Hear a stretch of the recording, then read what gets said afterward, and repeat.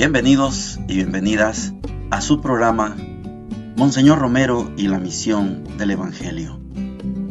Un programa que lleva dos objetivos: conocer a Monseñor Romero y estudiar la Sagrada Escritura con un juicio crítico desde la teología de la liberación. Cada día tendremos un encuentro con Monseñor Romero y con el Dios de Jesús.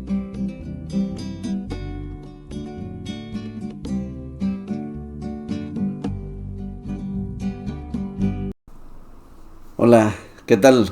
Este es su programa Monseñor Romero y la misión del Evangelio. Llegamos al jueves de la cuarta semana del tiempo ordinario y avanzamos ya en el segundo día de esta homilía del 17 de septiembre de 1978, esta homilía que es toda una catequesis sobre la Iglesia.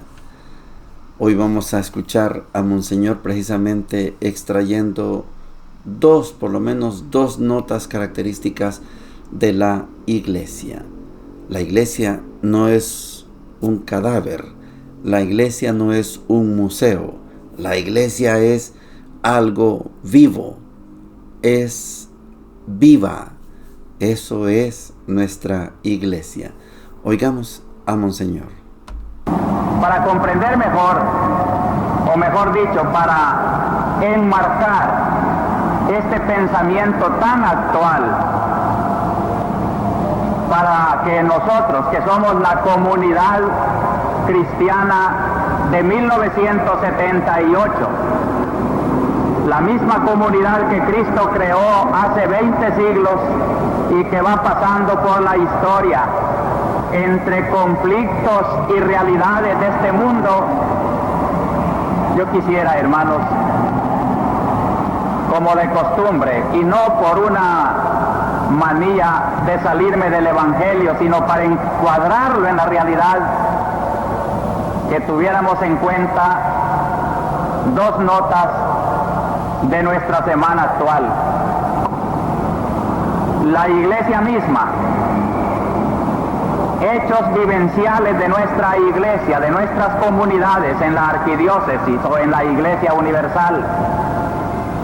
Y esta Iglesia que se construye en la modestia, en el amor, en la sinceridad de estos hechos concretos, mirarla en el marco profano, digamos, los hechos que nos circundan.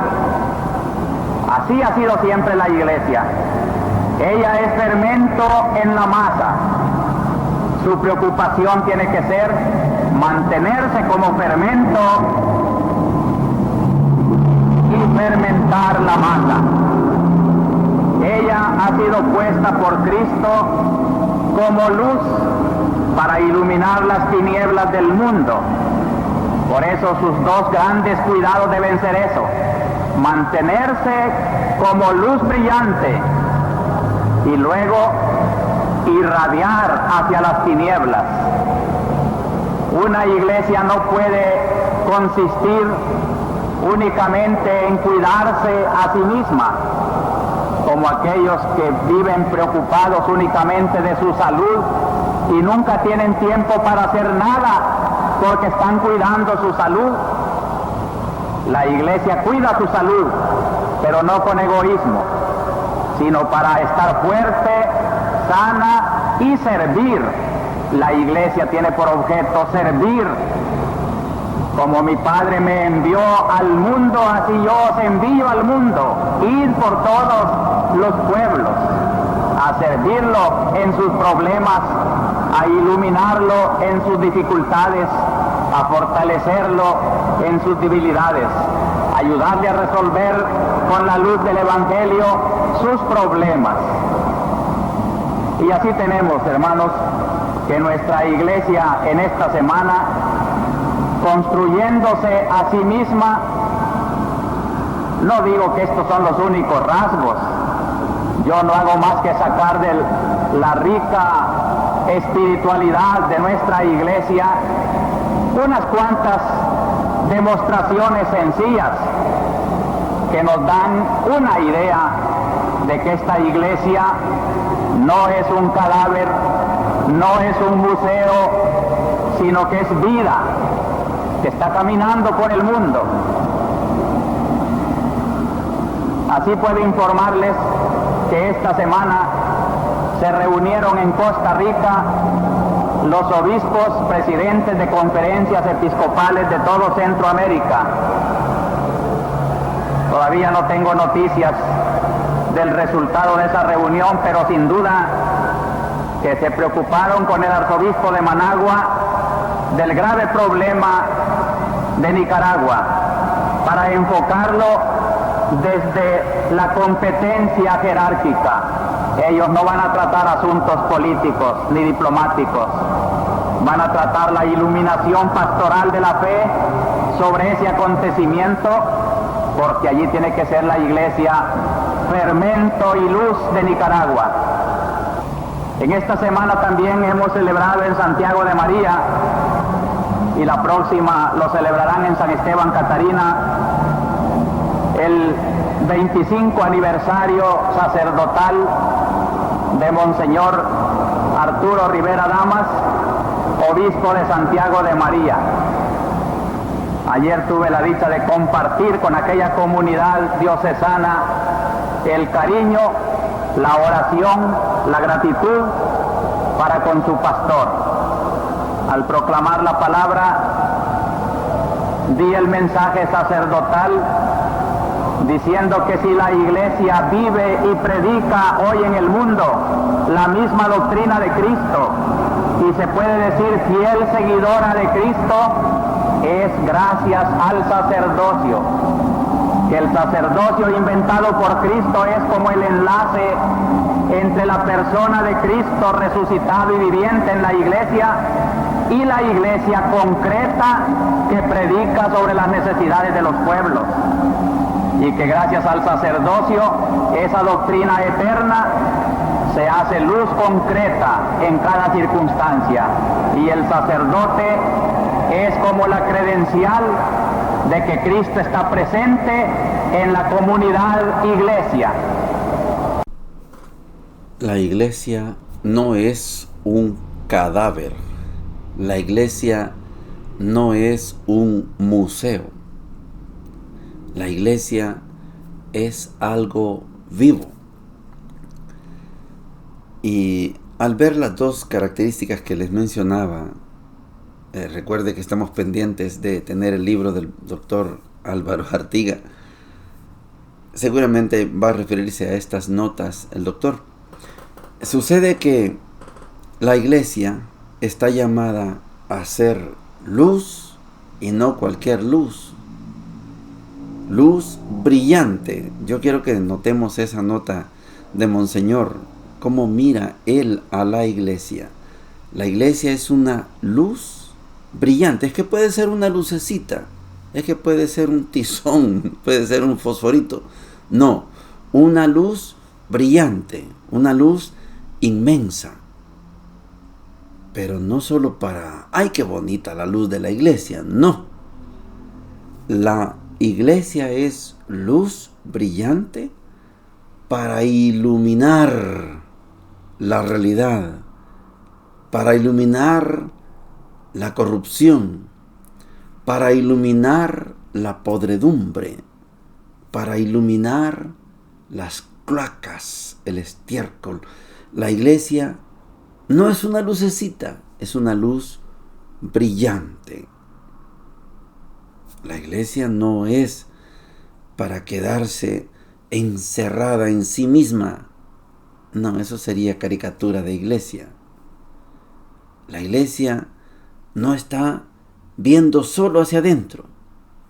¡Ay, qué bonito! ¡Qué bien la pasamos aquí! Cuentan que el cardenal ya fallecido, cardenal Mario Casariegos, cardenal de Guatemala, precisamente anteayer se cumplieron 40 años, 50 años, del terremoto en Guatemala, 4 de febrero de 1976. Y había mucha destrucción por ese terremoto, y al cardenal Mario Casariego se le atribuye esa palabra. Cuando todos los sacerdotes estaban preocupados, ¿y qué hacemos? ¿Y qué hacemos? Y dijo él, tranquilos, si a nosotros no nos ha pasado nada. O sea, eso es tener una luz chiquita y una luz guardadita, así, guarden, cuidados, que no se vaya a apagar esa lucecita. Eso es una caricatura de iglesia.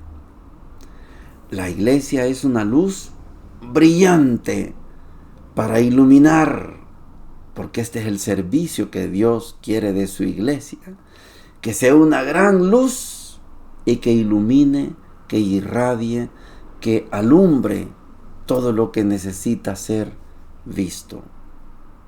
Esto coincide con lo que Monseñor está diciendo también de la iglesia es un fermento. Y si es fermento, solo tiene sentido cuando está dentro de la masa, para que la masa se convierta en pan. ¿De qué sirve el fermento guardado en un almacén? De nada. Pero cuando el fermento se mete en la masa, la harina convertida en masa crece y se hace el pan. La iglesia no es para estar en un almacén, no es un museo. La iglesia no es un cadáver. Ay, tan bonita que era la iglesia, ¿se murió? No, la iglesia está viva. Con estas dos características es suficiente para que entendamos hacia dónde nos lleva Monseñor Romero. El título de la homilía es La Iglesia, comunidad de amor. Y esto de comunidad de amor, les decía ayer, pasa por el perdón. No podemos ser comunidad de amor si no perdonamos. Hace bastantes años, no tengo el nombre, me hubiera gustado, puede ser que sea Yacuría, pero no sé si fue él. Nos contaban allá en Guatemala que ante la masacre de los sacerdotes jesuitas, 6 sacerdotes, el rector e Ignacio Yacuría incluido, los masacraron y le dijeron a uno, no sé si fue Ignacio, por eso no me atrevo a afirmarlo, pero a un jesuita. En ese tiempo era Francisco Estrada, el rector, nos dio clases allá en Guatemala. Pero le dijeron, ¿y ustedes qué es lo que piden al gobierno por el asesinato de los jesuitas, de sus compañeros jesuitas? Y este jesuita dijo, queremos que se haga justicia, que paguen los que hicieron esto, y de indemnización queremos $1 por cada jesuita. Esto fue lo que dijeron en aquel tiempo. Era una muestra, en el contexto, era una muestra de la capacidad que siempre han tenido los compañeros hermanos jesuitas. Siempre han tenido la voluntad de perdonar. Lo que pasa es que los asesinos no quieren pedir perdón. Pero una comunidad de amor de la que nos está hablando Monseñor Romero siempre da el perdón. Siempre está dispuesta a dar el perdón. Por eso la iglesia tiene que ser fermento dentro de la masa. Y cuando a la iglesia se le acuse de subversiva, comunista, la iglesia siempre está lista para dar el perdón, como Jesús en la cruz.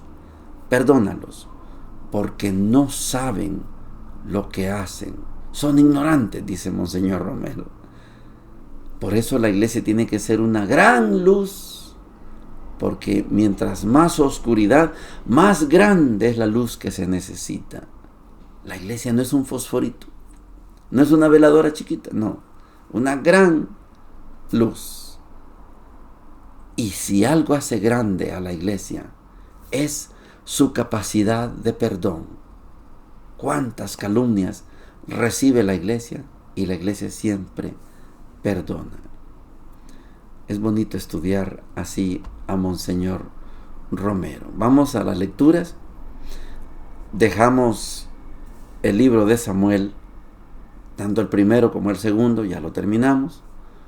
Hoy estamos en el primer libro de Reyes, capítulo 2, del 1 al 4 y del 10 al 12. Dice lo siguiente: estando ya próximo a morir, David hizo estas recomendaciones a su hijo Salomón: yo emprendo el viaje de todos. Ánimo, sé un hombre, guarda las consignas del Señor tu Dios, caminando por sus sendas, guardando sus preceptos, mandatos, decretos y normas, como están escritos en la ley de Moisés, para que tengas éxito en todas tus empresas donde quiera que vayas, para que el Señor cumpla la promesa que me hizo. Si tus hijos saben comportarse, caminando sinceramente en mi presencia con todo el corazón y con toda el alma, no te faltará un descendiente en el trono de Israel. David fue a reunirse con sus antepasados y lo enterraron en la ciudad de David. Reinó en Israel 40 años, 7 en Hebrón y 33 en Jerusalén. Salomón le sucedió en el trono y su reino se consolidó. Palabra de Dios, te alabamos, Señor. Adiós, David. Se acabó el estudio sobre el rey David. Vamos a encargarnos ahora de estudiar al rey Salomón. Se los anticipo, Salomón tiene una fama de famoso, pero es un desastre. Lo vamos a estudiar, por supuesto. David, ese muchacho pastor, ese guerrero David, ese rey David, se equivocó en muchas cosas, pero las palabras finales son de mucha sabiduría. Yo emprendo el viaje de todos. Yo me voy. Distinta a la muerte de Saúl, el primer rey de Israel, Saúl, también ungido por el profeta Samuel. Saúl murió en un campo de batalla. David no muere en un campo de batalla, muere en un lecho, en una cama, en una casa. Tiene tiempo de despedirse y bendecir a su sucesor, a Salomón. Salomón, hijo de Betsabé, la mujer de Urías, la que David robó. No se alegren mucho de que Salomón sea un hijo de David. Ya vamos a estudiar qué desastre pasa en esa casa real, en ese palacio de David, para que Salomón alcance el privilegio de ser rey. Yo me voy a unir a los míos. Sé un hombre, Salomón. Guarda las consignas del Señor, guarda los mandamientos, cumple, porque de esa manera, siempre habrá un descendiente mío, siempre habrá un descendiente tuyo en el trono del reino de Israel. Sé un hombre. Saúl no cumplió con Dios. David cumplió pecó, se equivocó, corrigió y hoy termina como un gran hombre, como un gran rey, el mejor rey que pudo haber tenido Israel. Pero Salomón, igual que Saúl, va a ser infiel a los mandatos de Dios. Yo sé que a muchos de ustedes les gusta cuando Salomón, después de que Dios le dice, pídeme lo que quieras, y Salomón pide sabiduría. Bonito pasaje, pero no es real. Lo vamos a estudiar. Guarda los mandamientos. Si te portas así, nunca se va a apartar de tu silla, de tu corona, de tu palacio. Nunca va a faltar un descendiente mío, un descendiente tuyo. Pero eso no fue una realidad. David se fue a unir a los suyos. Lo enterraron en la ciudad de David, en Belén, Belén de Judá. Hasta aquí terminan los días del rey David. 40 años de reinado. 7 en el monte Hebrón y 33 en Jerusalén. Adiós, David. Gracias por tu ejemplo. Qué lástima que te portaste mal en algunas cosas. Pero aún así, David es un gran ejemplo para cualquier gobernante. No es el problema equivocarse, es la sabiduría de corregir. Marcos 6, capítulo 6, del 7 al 13, dice lo siguiente. Entonces llamó a los 12 y los envió de 2 en 2, dándoles poder sobre los espíritus impuros, y les ordenó que no llevaran para el camino más que un bastón, ni pan, ni alforja, ni dinero, que fueran calzados con sandalias y que no tuvieran 2 túnicas. Les dijo, permanezcan en la casa donde les den alojamiento hasta el momento de partir. Si no los reciben en un lugar y la gente no los escucha, al salir de ahí, sacudan hasta el polvo de sus pies en testimonio contra ellos. Entonces fueron a predicar exhortando a la conversión, expulsaron a muchos demonios y curaron a numerosos enfermos, ungiéndolos con óleo. Palabra del Señor. Gloria y honor a ti, Señor Jesús. Es el Evangelio de Marcos. Ayer me mandaron un panegírico. Ayer yo agradezco que tengan esta habilidad. Una habilidad de escribir sobre lo que yo digo. Maravilloso, me gustó mucho. No tengo permiso de decir quién, pero me lo mandan y fue genial. Con malas palabras y con otros hilos, por supuesto, más poéticos que lo mío. Lo mío no es la poesía. Lo mío solamente es la catequesis. Pero qué bonito cuando hacían la relación ayer de un tal Jesús. Me gustó cómo lo entendieron, cómo lo escribieron. Me gusta mucho. Yo insisto mucho en que estudiemos los evangelios en su texto, en su contexto y con su pretexto. Marcos nos trae, desde que apareció eso que ayer les decía de un tal Jesús, y que no importa la ciudad, si se llama Nazaret o cualquier ciudad puede ser, nos ha traído el autor del Evangelio de Marcos, paso a paso, nos ha traído de un tal Jesús que apareció allá en el desierto, que se bautizó por Juan, que se oyó la voz en el cielo y que los endemoniados lo reconocían como el Hijo de Dios, que anduvo sanando, que multiplicó los panes, que dio de comer a tanta gente. Y ayer ya lo veíamos no solo como el que hace milagros, ayer lo veíamos ya como el maestro dando clases, enseñando en la sinagoga y llamándose profeta. Es que ahora dimos otro salto. Capítulo 6 del 7 al 13. Es que aquí es otro salto. Ahora ya no es solamente el que cura, el que expulsa a los demonios.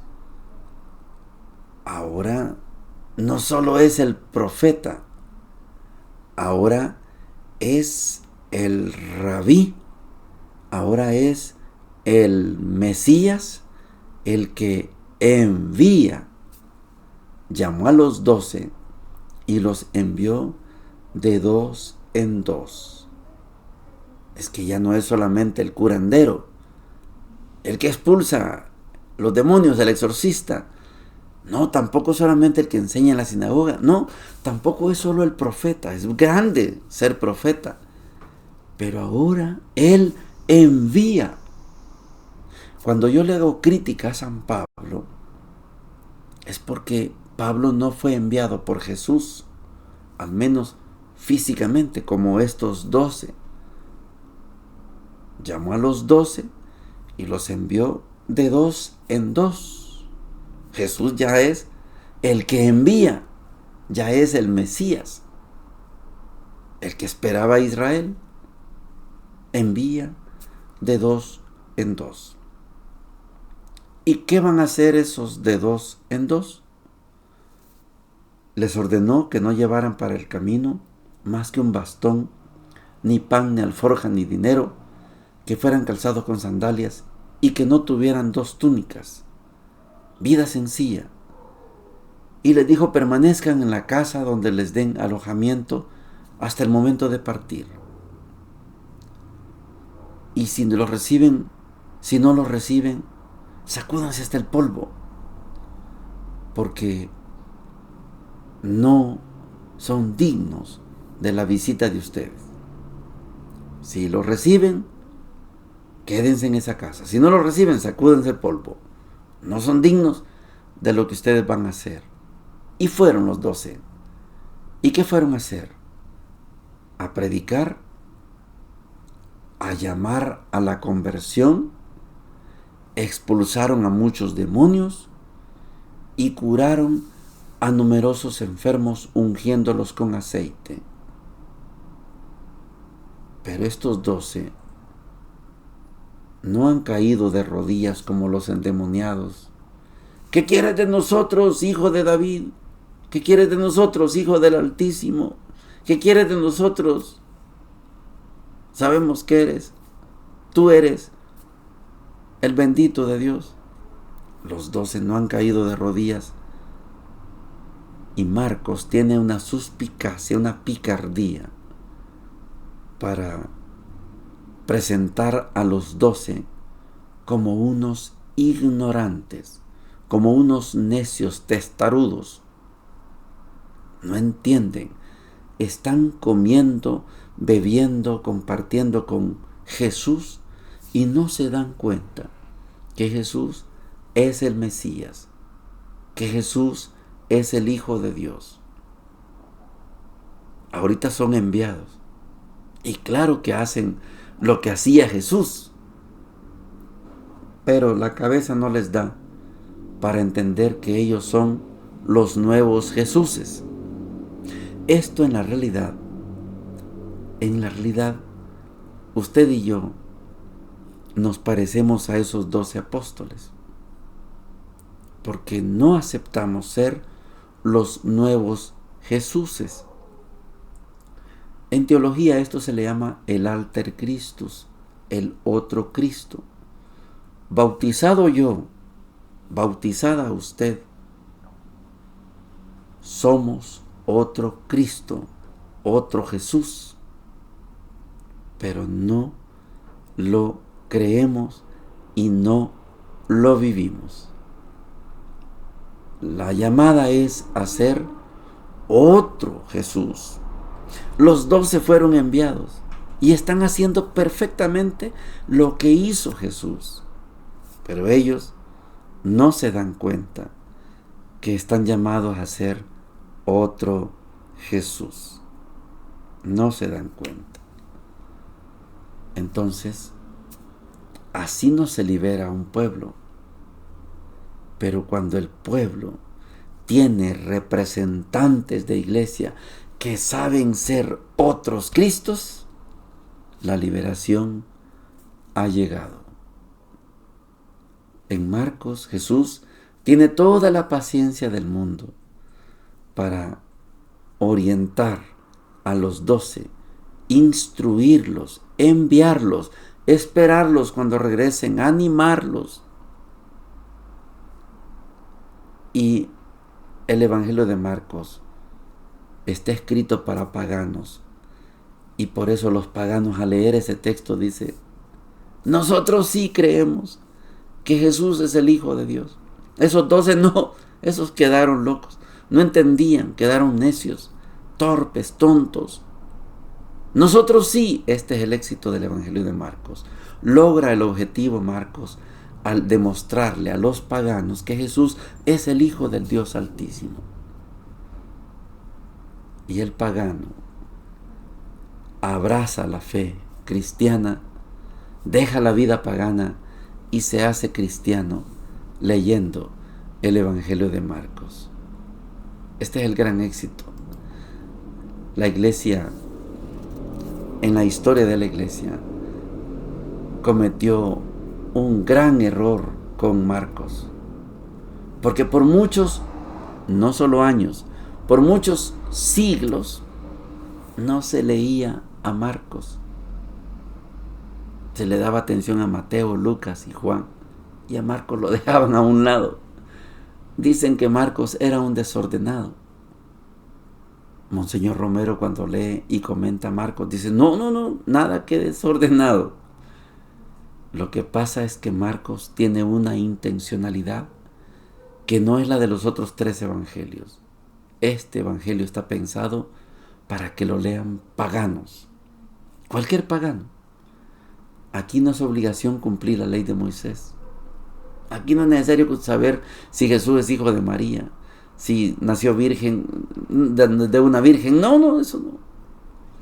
Lo que importa es que poco a poco usted y yo nos vayamos dando cuenta que Jesús es el Hijo de Dios. Esto es lo importante para Marcos.